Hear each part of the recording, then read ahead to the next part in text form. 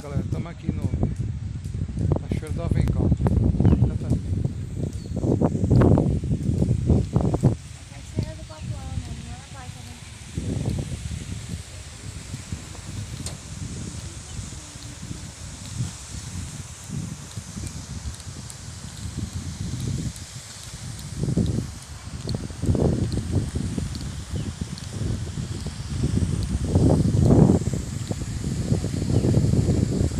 Lá embaixo tem gente, 1.800 metros de altura.